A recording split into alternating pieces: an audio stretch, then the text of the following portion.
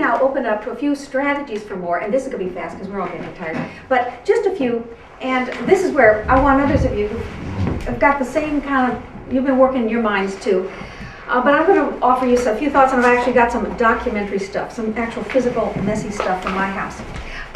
First, create an outline on paper as far as you can. Different people will create different kind of outlines. It can just be point 1 through point 20. Somebody might have a really elaborate outline. The more you can do of this, the happier you will feel, especially realizing you will be throwing it away. I mean, I had an end, and oddly enough, my end didn't change, but everything else in the novel did change, but not the entry point. Everything else changed, but I felt happy to have a more or less outline. And as much as you can, beginning, middle, and end. And in this beginning, middle, and end arrangement, do you see some scenes that sort of leap out at you, some moments that you think will occur? Well, try to figure out where those would go, as much as you can. And do this with notes. Because if you just keep this in mind, first off, you might forget.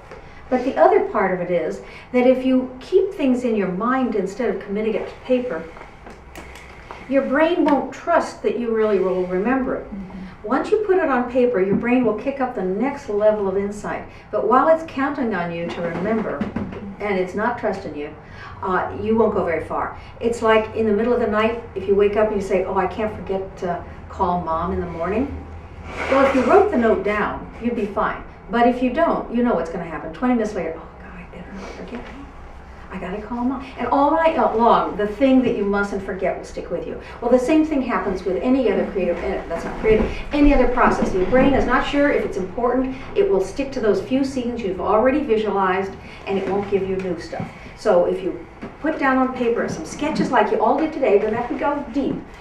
Put some of that sketches down and attach where it goes on your outline, and then more stuff will come to you. And this is all in the pre-planning stage.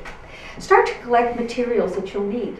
You know, the things we've talked about, maps, weather charts, a day at the library, figuring out what was happening in the news then, if that's pertinent to you. Try to imagine what your protagonist and your secondary characters look like, how they dress, how they interact. Are they nervous crossing streets? They never take a bus? I mean, what are they like? And to get into this, not only their physical, but how they react to the world, apart from the react to your story, free writing and sketches. Because when you start to write your novel, you'll already have a little bit of the voice. And that's one of the things that sketching does for you. It gets your voice. And you might want to, among your characters, sit down and have them judge each other, evaluate each other. So so that when you go into a scene, it's not like you're discovering with your character how they feel about this people. You know how they feel about them. They like them, they don't like them. They trust them, they don't trust them. They feel relieved to be with them. They want to unburden themselves. How do they feel about this person? So again, this is something that you discover in free writing and sketching. We've already talked about the value of building scenes with concrete details, and wow, this is great. You all did such a good job. But then you start to write.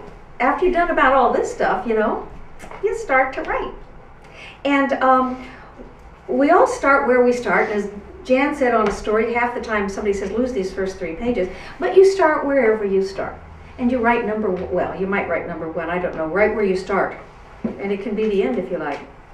But then what I do is I start to write whatever it was that I just wrote. I put the details of what happened in that on an index card. So you'll notice this was my first one, and it said chapters 1 through 14 and then chapters 1 through 21, and then it says, the post-it note on top says, make adjustments in the time frame in chapters 15 and 16 because I screwed it up. Then these are notes that I wrote at the time. You'll notice that sometimes they're written with different materials because the facts that I wrote down after I wrote the story are in ink. The things that I figured out later were themes and issues or motifs that I came to again and again.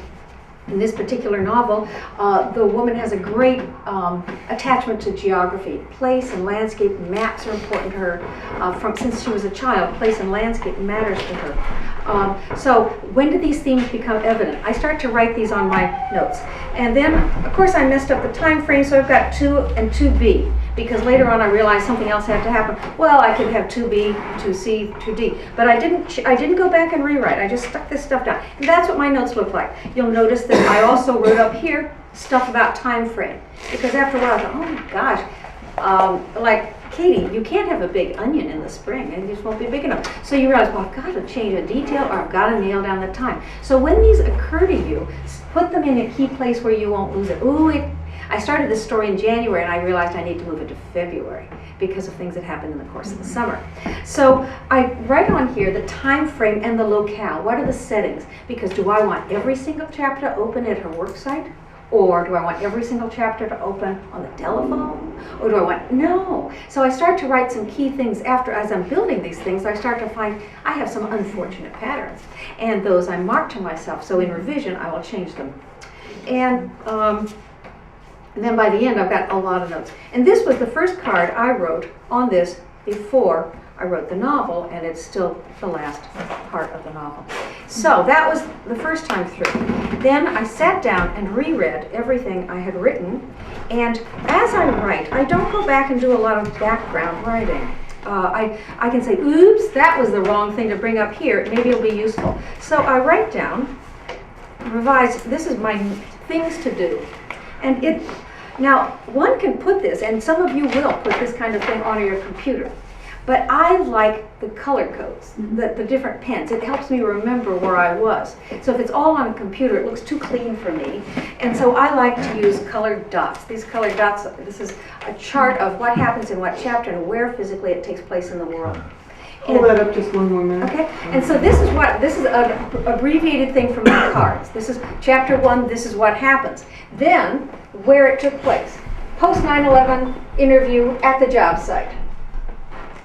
Next one's in a tenant's apartment. So these are Chicago. I've got yellow dots. Then pink dots mean she's in her apartment. Then green dots are something else. As I did this, I wrote summaries. This has to change here. So this is the plot, and these are things that I have to change in the next revision. As I'm writing, I think, develop a new treatment for the 2/3 of the novel, because I could already see my outline was falling apart. Break out chapters. Then in chapter 3, towards the end, put this in. In chapter 2, which I'm now looking at after chapter 3, take her out of the apartment. She's in the apartment. She's alone too much. So these are notes that I write, but I don't go back and rewrite it. Others will have different techniques. Find a spot early on to mention so-and-so's husband. Now, this is a mess, but this is how I need to look at things, because I remember. Prior to chapter 12, make sure you've established what she wouldn't want about this situation. Inconsistencies to fix. Chapter 9, I repeat the same stuff in chapter 13, fix it. Okay, now thread through these things. These are themes that I discovered. Just make sure you thread it through. The afterlife of objects, childish immaturity, always being in the wrong place at the wrong time, not wanting a child, stuff like that. These are themes, and so now this is even more themes. Pink.